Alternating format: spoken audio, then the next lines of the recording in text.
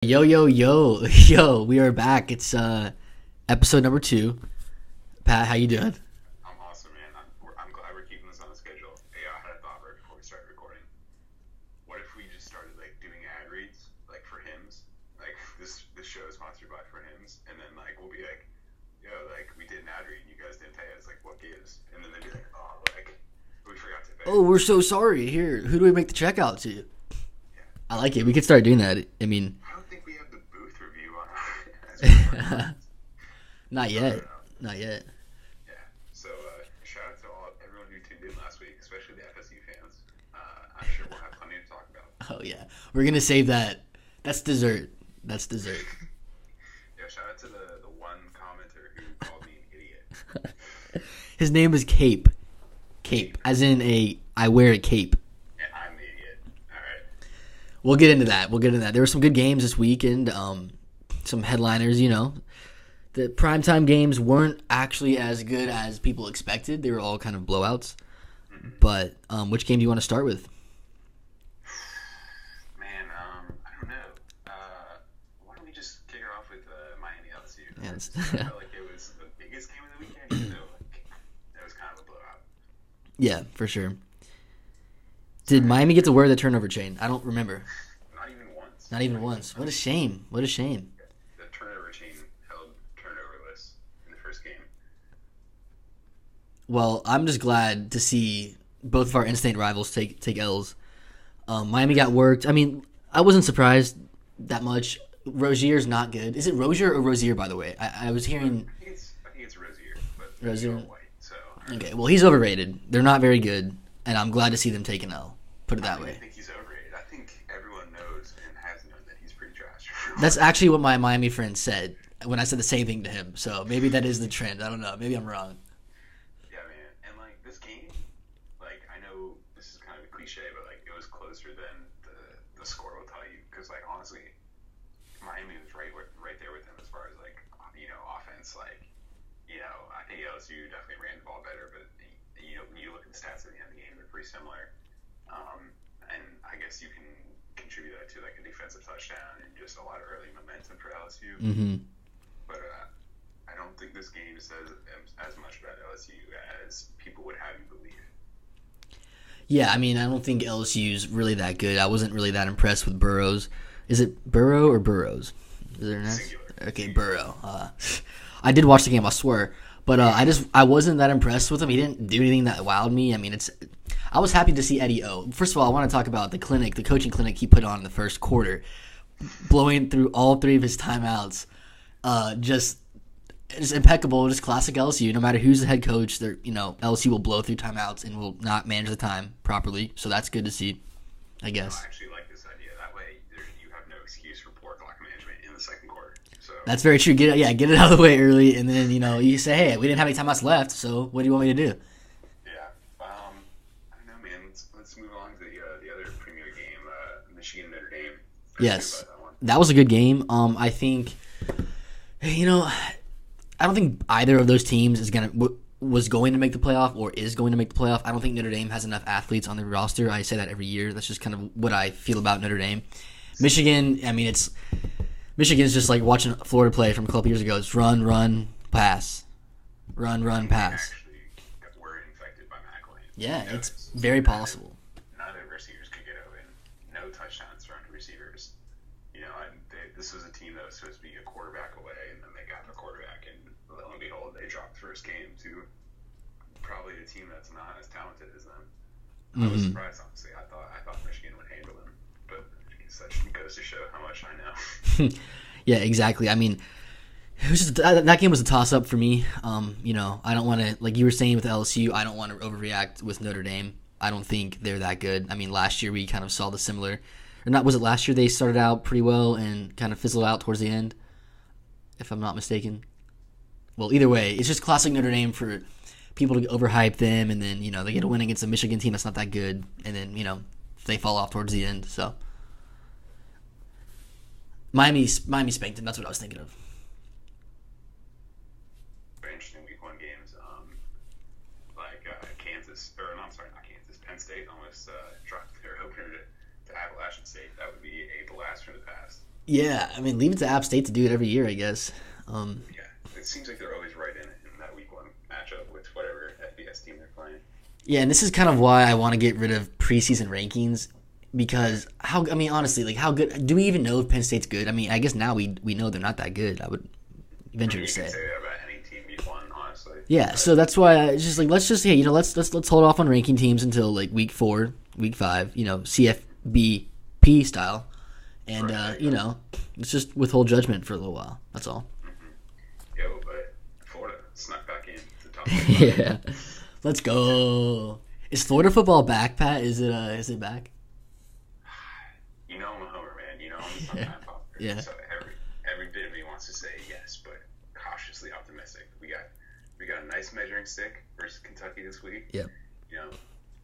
If we just want to recap a game, I thought, the biggest question mark being Felipe really showed some signs of improvement. Kind of shifted around the pocket a little bit, used his feet when he needed to. He showed a little more awareness. Mm-hmm. I think Malone said he made basically all the correct reads except for maybe one or two. But the throw in the first half to Swain on the corner route, where he just kind of like evaded the one guy in the pocket and stepped up and just delivered a strike. I thought that was the best play of the game for me. That was how would you say refreshing? It was like drinking a Sprite. It was nice to see. My favorite play of the game. Yeah. Want a Sprite? My favorite play of the game was Tadarius Slayton's fumble recovery. You're a man after my heart. How'd you know? I mean, because speaking of Franks, he didn't wow me. He didn't. I don't want to act like I'm not gonna act like we're back. I'm not gonna I'm sorry. I can't. Like I'm not gonna We basically nothing. In my opinion, nothing even happened. Nothing changed from preseason to now. Charleston Southern is not good at all. We have way more size than them, more athleticism, all that stuff. So that's why I'm saying, Franks played well. Like the throw you mentioned was a nice throw, and also the throw to Hammond in the corner of the end zone was nice. But yeah, I mean, let's shout out to Tadarius Slayton. Almost had a fat guy touchdown. Would have been cool. I mean, he wants it so bad. I know. It was disappointing. Personal experience, and I love it. He's such an athlete. That ball, it's not easy for him to recover. It popped right up into his arms. He secured it quickly and immediately. He was taking off before he even had the ball. And then he had that guy wrapped around his waist, and he's carrying the ball with one hand, trying to shove the guy off with the other. That's a 360-pound defensive tackle. So yeah, I don't know. I'm excited. That's all I can say. Yeah, I am too. I mean, like you mentioned, the Kentucky game will be a good gauge. It's about to be 32 in a row, right? 32. According to Chauncey. According to Chauncey, yeah, he's running his mouth again. But I mean, come on, it's most likely, yeah, 32 times in a row. That's unbelievable. But I mean, the thing about Kentucky is they play different in our stadium than they would, at Kentucky at Kroger Field. But there's a part of me that says we kind of handle them this week. I just feel like we're kind of riding a momentum wave similar to 2015. Everything's clicked so far, and I don't see anything on Kentucky that gives me cause to be like, well, this might be a little bit of a trap game, or it might be a little close. I think it's going to be probably closer to a 35-14 type game. I could see that. I could see 27-10 or something like that. Kentucky looks pretty. They didn't look good at all against Central Michigan. Now I know Central Michigan isn't the worst of the worst, but they were losing 17-7 at one point. Yeah. So they didn't really, have an easy game week one. They're gonna be hyped to play us, no doubt. But yeah, I don't see this game being that close at all. I think 27-10, 28-13 would be fine with me. That's like a McElwain score. It is a McElwain score, but I mean, let's we still have McElwain's players, so. I understand, but I think if you kind of think back to last week, if you notice it was very pass-centric, the offense. Mm-hmm. Not a lot of the running play is very vanilla, and granted, the offensive line did not play well. There's a lot of work to be done there as far as run blocking, and I think you might see some guys shift in and out, maybe get some different guys in there. There's a lot of poor effort plays. I'm not going to name names. I don't like disparaging players. You don't want to call any of your former, I guess you could say, colleagues out? I don't know if we want to call them colleagues. Yeah, sure. I don't know, man. as soon as Heggy's healthy enough to get back in there starting, he will. And I think some of those freshmen might get a chance too, like Garage, Noah Banks, and those guys can get in there really small. So I think you might be able to see a little bit of that this week. Yeah, I mean, I was excited to see the run game do pretty well. Davis had some nice carries. P. Ryan did as well. Scarlett, I mean, everybody played well, on offense. There was nothing to be disappointed about. Nope. Kickers were good, which was good. Yeah, shout out to Evan McPherson. Yeah, shit. He drilled all of them, I think, right? Yeah, perfect kicking on the day. I think the biggest takeaway from the game that we need to talk about is special teams. Yes, the block punt. A block kick, block field goal, and a block extra point. So did we block a punt or no? Did I get that wrong? No block punts. Well, I'm gonna edit that out. We'll get rid of that. Yeah, get that in post op. Yeah, they're back. Special teams are back. It's nice to see a little bit of an emphasis on special teams. McElwain, he called the kicker. He said, "I'm just gonna call our kicker, right? He didn't even know his name. That was Jorge Powell. Poor guy. Unreal. But yeah, I agree with you. It was nice to see the starters are honestly playing on special teams now, which is new for Florida the past couple of years. So. And not only that, but like they I know you said it, but they really put an emphasis on it, and they didn't let the fact that they gave up big plays take away from their effort on special teams. Like the first block kick was after a huge run, like a huge broken play run. Yeah, right before half. And like Mullen likes to say, they drew the line in the sand, and then they just blocked that field goal right there, and that was a huge play going into halftime, and you saw the sideline literally explode. Like I've never seen the sideline celebrate like that for anything. Much less. Yeah, no, that was insane for a block kick. Up 38 was it for a block kick before half? That was cool to see. Yeah, the energy's back. The atmosphere was there. I didn't actually get to watch the game, by the way. I was working in the control room for volleyball. We hosted a little volleyball invitational this weekend, so I was watching Mary Wise and the volleyball squad beat up Louisville, and then I watched. We're a volleyball school anyway. Yeah, exactly. If you didn't know, so I had to go back and watch the highlights. So not too up to date on what happened, but I saw all the big plays. Yeah, and then the blocked extra point. I mean, that was after their only touchdown. Mm-hmm. And like for the guys to come out and just be like, nah, like I know we gave up a touchdown, but we're still giving max effort on this play, and it resulted in a walk-on getting his first career points. Yeah, the old 3-point swing. Yeah. So, Gotta love it. if anybody bet Charleston Southern over 6.5 team total, that sucks. So, just sorry about that. Anyone who did that. Let's move on to if you. I was gonna say I don't want people to think this is a Homer podcast. Well, I know one person who does, but speaking of that person, let's talk about Florida State. Willie Taggart's debut was for us. It was great. I mean, just give me one word to really encapsulate the whole thing. Amazing. Amazing. Man, I probably should have thought one before I asked that question. It was Schadenfreude. I'm trying to think of the right phrasing. It was like Schadenfreude. It was like watching a Jim McElwain team, except we got to watch our biggest rival go through it. Yeah, it was nice. A friend of mine said, I feel bad because I know how this feels, but I was like, don't feel bad, dude. Like, this is all relish this moment because I don't know how long this is gonna last, and soak it in. I just need to put this on record, on tape, on audio, on YouTube. I called this game. I did as well. Okay. Yeah. Good. I'll give you credit. I'll give you credit as well. I was surprised the line was. I may not have called it on YouTube, by the way. So I don't know. I can't remember. But the line was Florida State minus 7.5, which that's when I was like, "There's no way. There's no way." Yeah. I told my brother 2 weeks before kickoff, like, you guys need to watch out for that week 1 Virginia Tech game. He's like, no chance. We lose. And then they blacked out the game. Yes, they wore yes. the all black uniforms and they're swag surfing, thinking they're back, thinking the dance moves is all it's gonna take, and they got. I don't even know what the right word was, because like they got hit with a dose of reality.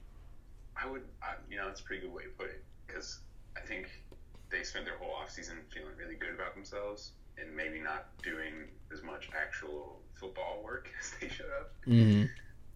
Just based on from what I've seen from Florida State practices, and I can only speak from what they put out on Twitter, but that's their sample size that they're willing to show the public, and that's kind of sad. Yeah, what was up with the whole practice scenario? Because they were talking about today on the tailgate on ESPN 98.1 FM 850 AM. But yeah, well, I had to plug that in there. What's the what was the whole practice stuff? Well, what's with that? Just every bit of video that came out of Florida State practice was just really suspect. Like really suspect. Like their drills were like, what is that supposed to teach? Were they them? practicing basketball or something, or what was it? I don't know. They were just practicing dancing, honestly. Classic. Not surprised. Well, you know. Yeah, I'm not even embellishing. It was a lot of dancing. Well, I hope they didn't learn their lesson. You know, so that'd be nice. I mean, if we're being real, there's no way that they stayed this bad for the rest of the season. I think there was definitely a lot of opening game jitters, and I think Virginia Tech played really, really well. Yeah, Vodtech is good. I was just gonna say they're not a bad team at all. That's why I was so surprised with the line and with everyone predicting Florida State just to easily win. I mean, Vodtech last year they were ranked in the top 15 for a little while. And they lost to Miami, and I think Clemson as well. But they returned a lot of their players. I don't know. I don't know why anyone expected Florida State to walk over Vodtech like that.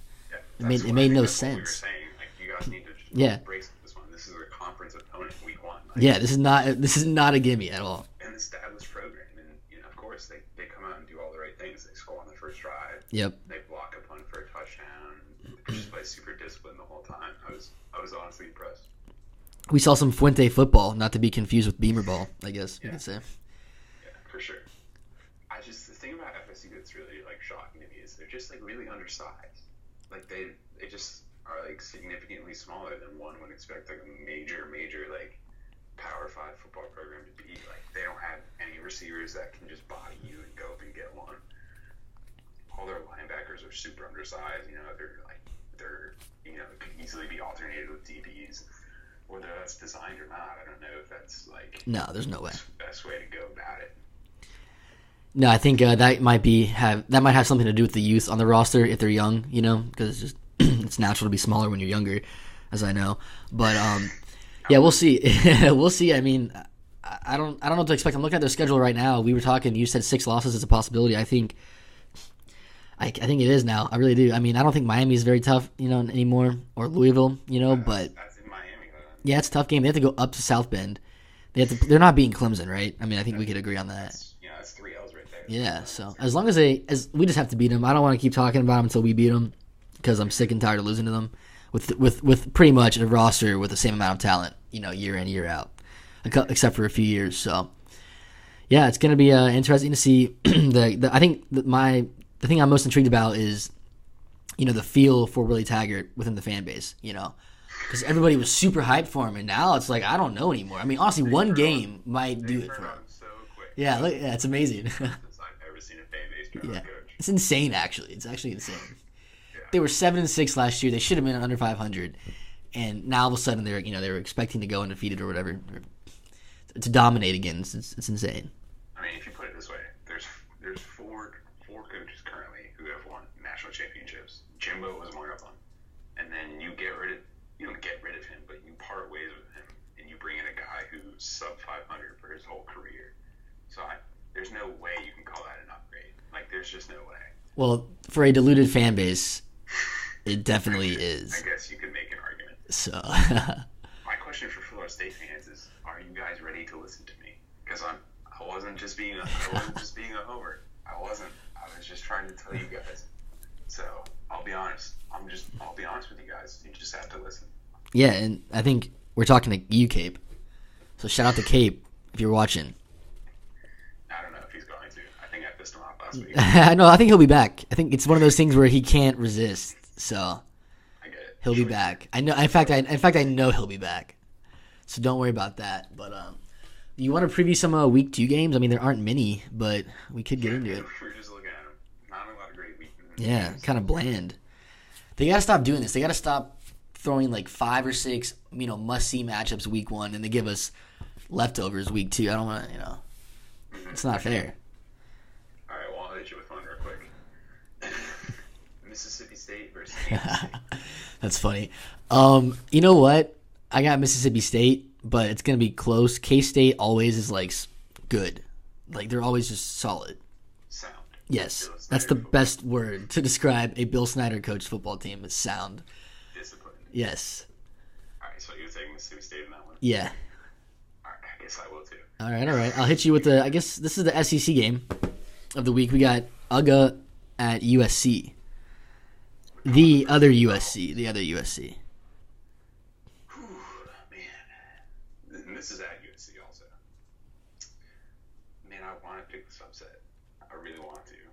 But either way you spin it, I don't think this is great. Either way this game turns out, I don't think it's great for Florida. Yeah, exactly.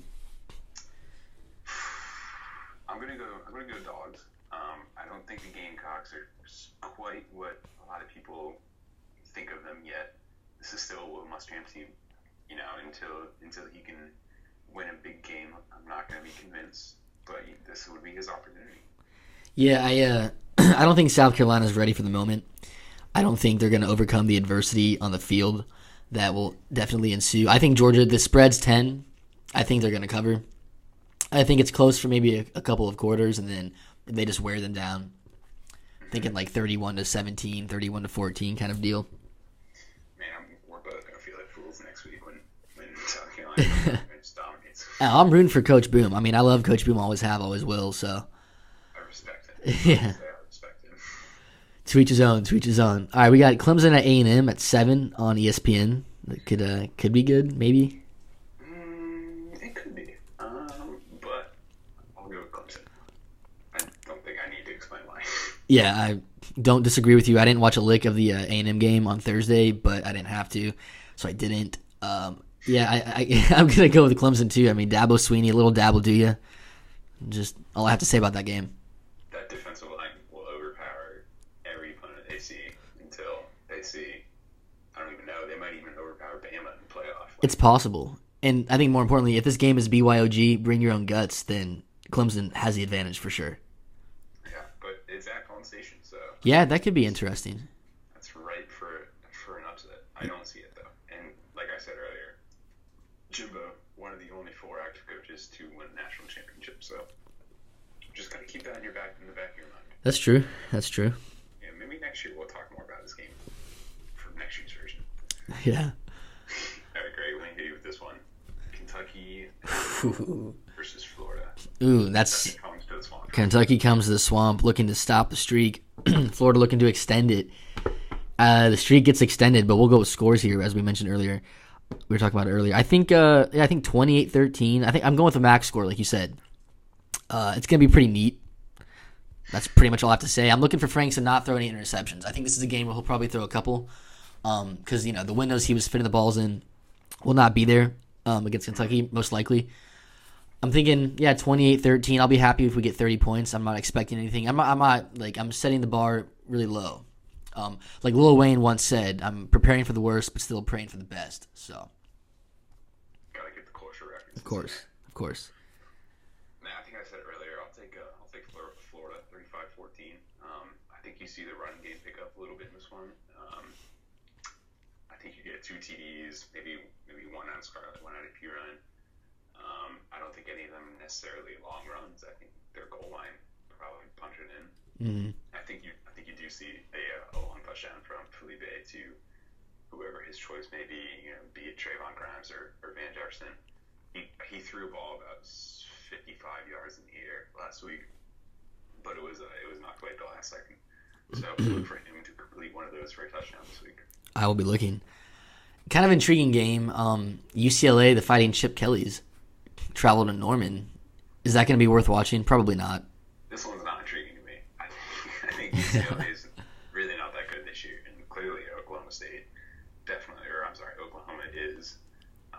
UCLA's weakness being their defense, Oklahoma's strength being their offense. I think you've got a bit of a mismatch on this one. Yeah, I think we our prediction regarding Oklahoma's Week 1 matchup didn't really age well, did it? I think I checked the score in the first quarter. It was like 28-0. I was like, oh man, this is bad. Yeah, now boarding the lane train. Yeah. Penn State at Pitt. That could be good, honestly. Penn State, as we mentioned earlier, lucked out. Dude, I'm just going to go ahead and pick Pitt. Hashtag put Pitt in. Yeah. Pitt is always good for one major upset on the year. So That's so true, though. Yeah, I actually, I'm going to go with Pitt as well. Go ahead and grab this one. Yeah, I went to my high school. Our mascot was the Panthers, so I mean, Plant, baby. yeah, plant. So yeah, I'm gonna go with the Panthers in this one. Whatever, I think it happens. We'll go out west, Pac-12, not after dark. I guess at dark. USC goes to Palo Alto. Well, it is after dark for us, I think. But 8:30. yeah. Man, wait, Stanford's 10.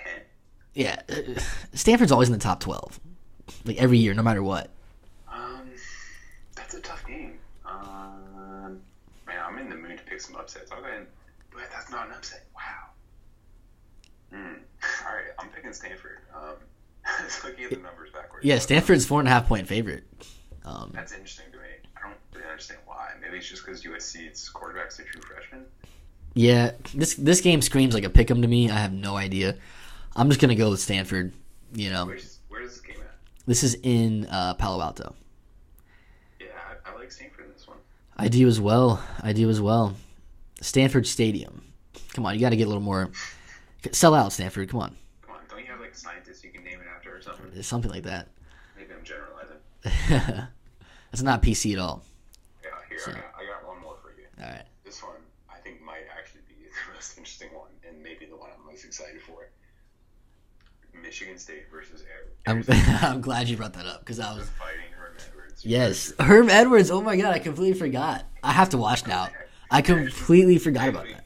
Toasted their week 1 opponent. I was surprised. Michigan State lucked out as well.